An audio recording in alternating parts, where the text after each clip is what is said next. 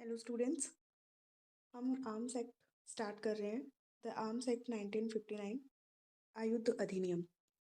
ये act number कौन सा है? एक्ट नंबर है 1959 का अधिनियम संख्या 54। ठीक है। और दो डेट और याद रखनी है हमें। एक तो ये इनेक्ट कब हुआ और फोर्स में कब आया, यानी 23 दिसंबर 1959 को प्रेसिडेंट महोदय की एसेंट मिली थी और फाइनली ये फोर्स में आ गया था 1 अक्टूबर 1962 को ये फोर्स में आ गया। ये डेट याद कैसे रहेगी आपको? अगर याद हो तो इससे जस्ट अगले दिन यानी 2 अक्टूबर को नागौर में पंचायती राज की शुरुआत हुई थी। तो इस तरीके से थोड़ा सा लिंक करके हम इसे याद कर सकते हैं। आगे चलते हैं। इसमें सबसे पहले किसी भी एक्ट को पढ़ने से पहले उसका ऑब्जेक्ट जान लेना जरूरी होता है। तो इस एक्ट का ऑब्जेक्ट एक्चुअल में है क्या? फर्स्ट, द आर्म्स एक्ट दो चीज़ों के बारे में बात करेगा। एक तो आयुधों और दूसरा गोला बारूद, यानी आर्म्स और एम्यूनेशन। ठीक है। तो आयुधों और गोला बारूद से संबंधित विधि का समेकन करना यानी कंसोलिडेट, यानी आयुधों और गोला बारूद से रिलेटेड जितनी भी विधियां हैं उन सबको एक साथ ले आओ और उनमें संशोधन करते रहे समय समय पर। उससे बना हुआ ये अधिनियम है। आगे कब बना? 10वें वर्ष में संसद द्वारा निम्नलिखित रूप में ये अधिनियमित हो गया। 10वें वर्ष में यानी 1950 को हम अगर फर्स्ट माने और ये कब हुआ था? 1959 को। तो जैसे 26 जनवरी 1950 हम फर्स्ट मानते हैं जब गणतंत्र दिवस से, और अब 1959 तक अगर हम काउंट करेंगे तो कितने हो जाएंगे? 10 साल हो जाएंगे। चलते हैं आगे। इस एक्ट का नाम क्या है? तो इस एक्ट का नाम होगा अधिनियम, आयुध अधिनियम 1959 कहा जा सकेगा, द आर्म्स एक्ट 1959। इसका विस्तार संपूर्ण भारत पर है। ये ऑब्जेक्टिव का प्रश्न है। इसका विस्तार संपूर्ण भारत पर होगा और ये उस दिन प्रवर्त में होगा जिसे केंद्र सरकार राजपत्र में अधिसूचना द्वारा नियत करे। यानी किस दिन हुआ ये? तो ये हुआ था 1 अक्टूबर 1962 को। ठीक है, 1962 को। चलते आगे। इसके डेफिनेशन क्लोज में, किसी भी एक्ट का डेफिनेशन क्लोज सबसे इम्पोर्टेंट होता है, जो हमें उस एक्ट को आगे पढ़ने में समझने में मदद करता है। क्या दे रखा है? इस अधिनियम में जब तक के संदर्भ से अन्यथा अपेक्षित ना हो, यानी जब तक हम खुद ये ना कह दे कि इस शब्द का ये अर्थ है, तब तक आप कुछ और मीनिंग ना निकाले। आपको परिभाषा खंड को ही देखना है। इस एक्ट के बारे में ये बात करता है एक्ट। फर्स्ट बात करते हैं अर्जन। क्या होता है अर्जन? एक्विजिशन, यानी किसी चीज़ को एक्वायर करना। एक्वायर में आप क्या क्या मानोगे? अपने व्याकरणिक रूप भेदों, यानी जो भी ग्रामेटिकल वेरिएशंस है, यानी अगर इसका ग्रामर में कोई मीनिंग दे रखा है वो। दूसरा सजातीय पदों, यानी जो भी कोग्नेट एक्सप्रेशन है, यानी इसके जैसे ही दिखने वाले कोई भी शब्द है वो, उनको भी इंक्लूड करना है अर्जन में, यानी एक्विजिशन में। तो इसके अंतर्गत क्या क्या आएगा? भाड़े पर लेना, हायर करना, किसी भी चीज़ को हायर करना, उधार लेना, बोरो करना, या किसी को अगर दान दे दिया है एज ए गिफ्ट और नेक्स्ट पर्सन ने उसे एक्सेप्ट कर लिया, प्रतिग्रहित कर लिया, तो वो इसमें इंक्लूड होगा। किसमें? अर्जन। अर्जन की डेफिनेशन बताई गई है। तो अर्जन में क्या क्या इंक्लूड होगा? एक्विजिशन में with its grammatical variation and cognate expressions include hiring, borrowing और एक्सेप्टिंग एज ए गिफ्ट। चलते हैं सेकंड डेफिनेशन में। सेकंड डेफिनेशन बात करती है गोला बारूद की। इम्पॉर्टेंट है बहुत ज़्यादा। एम्यूनेशन, यानी गोला बारूद क्या होता है? गोला बारूद से किसी भी अग्नेय आयुध के लिए गोला बारूद अभिप्रेत है। अग्नेय आयुध क्या होता है? देखिए, अगर संधि में देखेंगे तो ये अग्नि प्लस आयुध से मिलके बना होता है, यानी ऐसे आयुध जिनसे अग्नि निकलती है। ठीक है, तो इसमें क्या क्या हो जाएंगे? ऐसे आयुध हो जाएंगे जो जिनसे अग्नि निकल रही है, आग निकल रही है। चाहे उस आग का प्रयोग किया जा रहा है, चाहे उस आग से बने हुए किसी भी हथियार का अगर उपयोग किया जा रहा है, तो उसमें वो भी क्या आ जाएगी? एम्यूनेशन में आ जाएंगे, यानी गोला बारूद में आ जाएंगे। और क्या क्या चीज़ें हैं इसमें, और इसमें इंक्लूड है रॉकेट। आप इन सब में देखोगे तो आपको पता चलेगा कि किसी न किसी तरीके से इनमें अग्नि का यूज़ किया जा रहा है। रॉकेट हो गया, बम, बम भी फेंका और फिर विस्फोट होता है उसमें। ग्रेनेड, ग्रेनेड क्या होता है, एक गोले जैसा होता है और जिसमें एक पिन निकाल के और उसको फेंका जाता है, गोला आपको पता ही है। और अन्य अस्त्र, देखिए दो टर्म होते हैं, एक अस्त्र हो गया और एक हो जाता है शस्त्र। क्या डिफरेंस है दोनों में?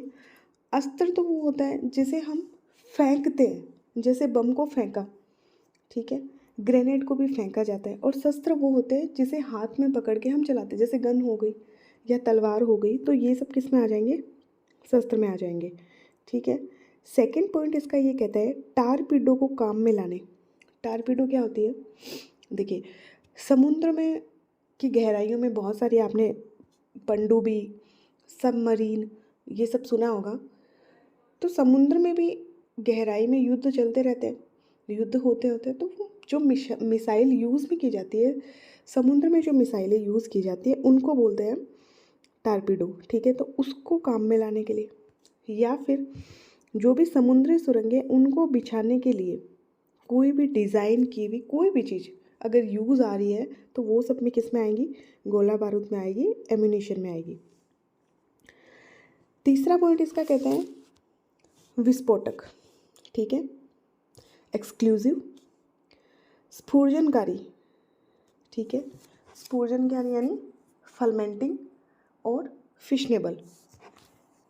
स्फूर्जनकारी विस्फोटक यानी जिन ऐसे पदार्थ जिनसे विस्फोटक होता है, और स्फूर्जनकारी जैसे पटाखे होते हैं, पटाखों में ऊपर एक बत्ती सी लगी होती है, धागेनुमी संरचना, इस पर हम आग जलाते हैं। और ये क्रैकर्स जो होते हैं, हालांकि इनको मनोरंजन की तरह ही यूज़ में लिया जाता है, इनको आर्म्स एक्ट में इंक्लूड नहीं किया गया। आर्म्स एक्ट में वही आएंगे जिन्हें सेंट्रल गवर्नमेंट ने गजट में नोटिफिकेशन जारी करके ये डिक्लेयर कर दिया है कि ये एम्यूनरेशन में आएंगे, या ये आर्म्स एक्ट में आएंगे, या फिर ये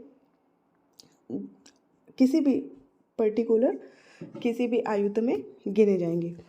और क्या क्या चीज़ें आती है इसमें विस्फोटक हो गए, स्फूर्जनकारी हो गए, कोई भी विखंडनीय सामग्री हो सकती है, अपायकर द्रव्य गैस, अपायकर यानी जो नॉक्सीसियस होते हैं, नॉक्सीसियस लिक्विड और गैस, यानी ऐसे हानिकारक कोई पदार्थ या द्रव्य जिन्हें खाने में उपयोग में नहीं लिया जा सकता, जो सेहत के लिए हानिकारक होती हैं। जैसे हम देखते हैं बहुत केमिकल युद्ध होते हैं, हालांकि यूएनओ ने बैन कर दिया है केमिकल युद्ध, गैस या अन्य ऐसी कोई भी चीज़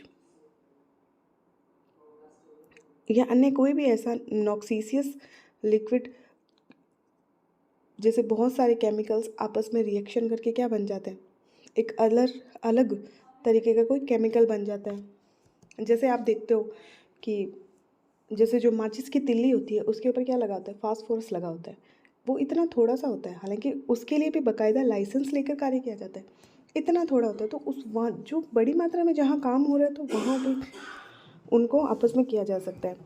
तो ये सब चीज़ें। और अग्नायुधों के भरण यानी उसको भरने के लिए जैसे गोलियाँ भरी जाती है, मैगजीन भरी जाती है, या फिर उसके भरनों के लिए उपसाधन यानी किस में वो चीज़ें रखी जा रही है, जैसे गोले हो गए, गोलों के लिए कंटेनर हो गए।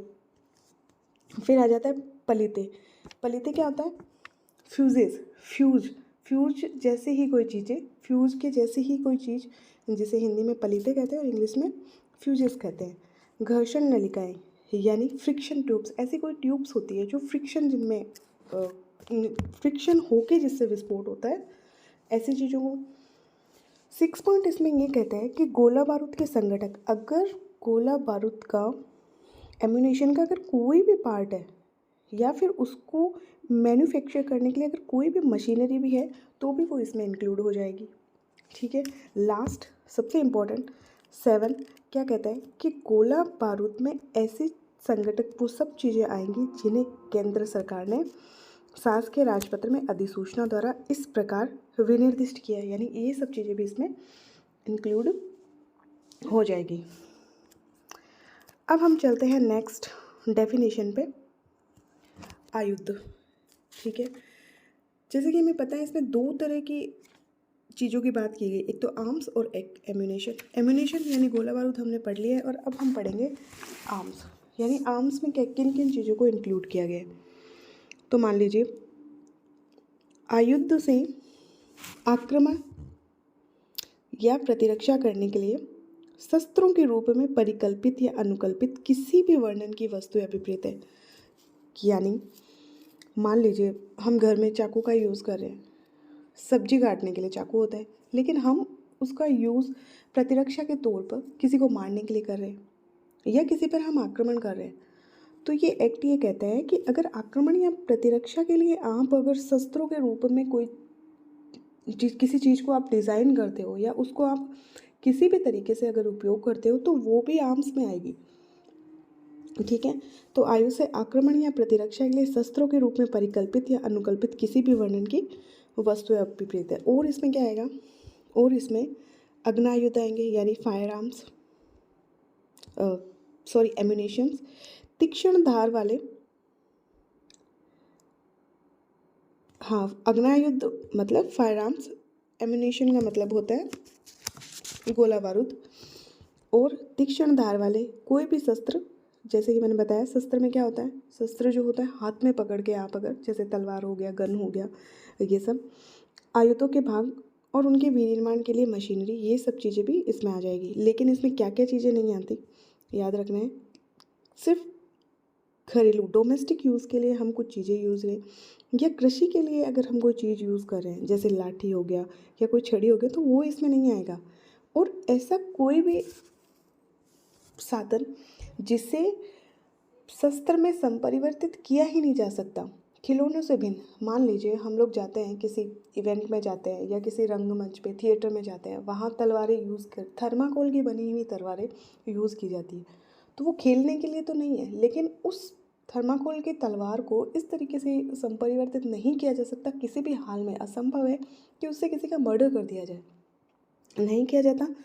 तो वो सब चीज़ें इसमें इंक्लूड नहीं होगी। ठीक है, अब चलते हैं अपन डी पॉइंट में। डी क्या कहता है, अगर किसी क्षेत्र के संबंध में जिसके लिए पुलिस आयुक्त, पुलिस कमिश्नर नियुक्त किया गया है, जिला मजिस्ट्रेट से उसका पुलिस आयुक्त अभिप्रेत है। मान लीजिए इस एक्ट ने ये कह दिया कि कोई पर्टिकुलर जगह का जो गवर्नेंस है वो जिला मजिस्ट्रेट देखेगा, और उस जिले में या तो जिला मजिस्ट्रेट है नहीं, या फिर पुलिस आयुक्त, जैसे कि हर जगह पुलिस आयुक्त नहीं होते, तो अगर वहाँ अगर पुलिस आयुक्त है तो वहाँ यही समझा जाएगा कि वो डीएम ही है, डीएम के अंतर्गत ही उप पुलिस कमिश्नर को समझा जाएगा। और ऐसे कोई क्षेत्र जहाँ पुलिस कमिश्नर नहीं है लेकिन उसके जो उपायुक्त है यानी डेप्यूटी कमिश्नर है, तो वहाँ ये समझा जाएगा डीएम में डेप्यूटी कमिश्नर भी इंक्लूड है। यानी इतनी चीज़ हमें इसमें याद रखनी है कि जिला मजिस्ट्रेट में पुलिस कमिश्नर और डेप्यूटी कमिश्नर इन्वॉल्व है। ठीक है, नेक्स्ट चलते हैं अपन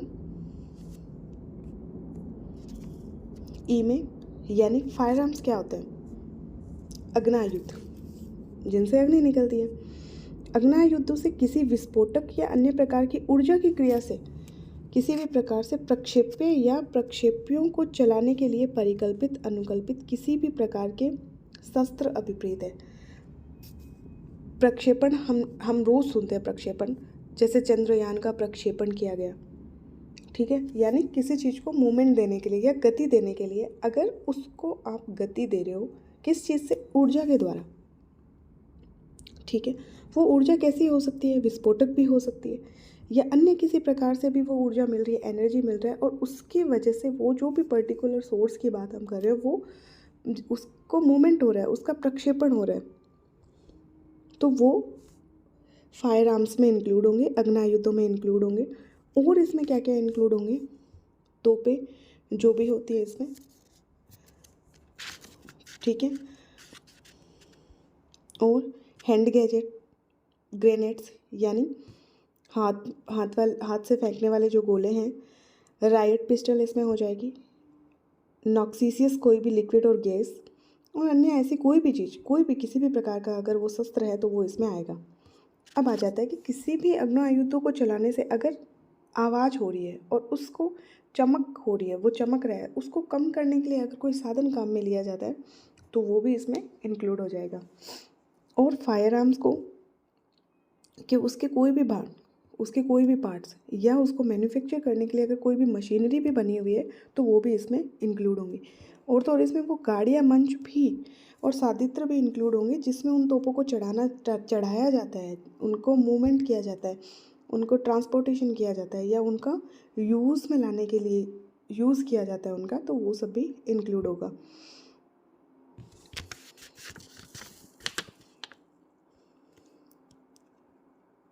फिर आ जाते हैं हम ई में। ई क्या है? ईजी सी है। लाइसेंस में क्या इंक्लूड होगा? ये 2019 में ऐड हुआ था, पहले ये नहीं था। लाइसेंस में क्या है? लाइसेंस में इस एक्ट में या फिर किसी रूल्स, इस एक्ट के किसी भी रूल्स में अगर कोई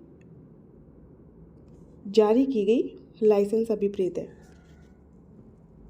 ठीक है।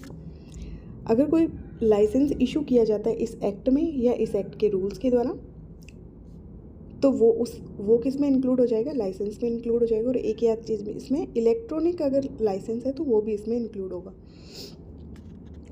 लाइसेंसिंग अथॉरिटी क्या होती है? अनुज्ञापन प्राधिकारी, यानी इस अधिनियम में बनाए गए नियमों के अधीन अनुज्ञप्ति का अनुदान या नवीकरण करने के लिए, किस चीज़ के लिए? ग्रांट करने के लिए उसका, या उसको रीन्यू करने के लिए अगर कोई ऑफिसर अथराइज्ड किया गया है, ठीक है, किसने? गवर्नमेंट ने एम्पावर किया है, अथराइज किया है किसी ऑफिसर को, तो वो अनुज्ञापन अधिकारी में होगा। और इम्पोर्टेंट ये है कि इसके अंतर्गत सरकार भी आती है।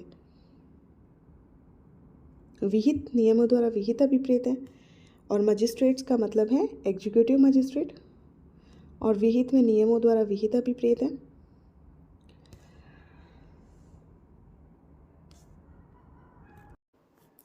तो ये हमारा आज का लेक्चर था। अगर आपको वीडियो अच्छा लगे तो आप इसे लाइक करें और सब्सक्राइब करें। आगे के सेक्शंस हम नेक्स्ट वीडियो में पढ़ेंगे। Thank you so much.